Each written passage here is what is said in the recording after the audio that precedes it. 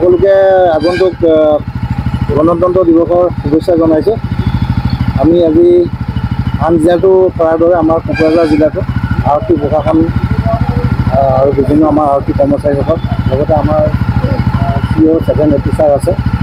আমি আমাৰ জোৱানসকলক লৈ এটা এই গণতন্ত্ৰ দিৱস উপলক্ষে এটা শান্তি বাণী দিব বিচাৰিছোঁ। আমি এটা বাইক ৰেলী কৰিম এতিয়া আৰু আশা কৰিছোঁ সকলো ভাল হওক সেইবুলি আমি এতিয়া যাত্ৰা কৰিম।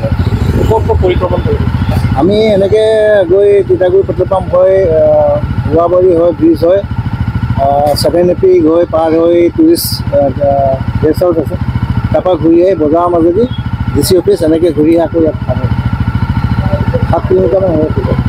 তাৰ উপৰিও আপোনালোকে পুলিচ প্ৰশাসনৰ ফালৰ পৰা ছিকিউৰিটি কেনেকৈ? ছিকিউৰিটি আমাৰ পূৰা চলি আছে। আমাৰ যিখিনি এৰিয়া ডমিনেশ্যন নাকা চিটি CI অফ জেগাই জেগাই সকলো চাব ডিভিজন লেভেলত হৈ আছে, ইয়াতো হৈ আছে।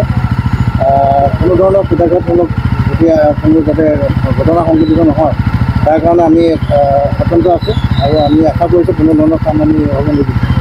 উলিওৱা হৈছে আমাৰ যৌথভাৱে কোকৰাঝাৰ জিলা পুলিচ তথা আমাৰ 7AP ডিভিজনৰ মূল বিষয়ববীয়া একত্ৰিত হৈ মূল উদ্দেশ্যটো হৈছে ৰাইজক জাগ্ৰত কৰা, দেশপ্ৰেমৰ যি ভাতৃত্ববোধৰ যি মনোভাৱ আছে ৰাইজৰ মাজত জাগ্ৰত কৰা।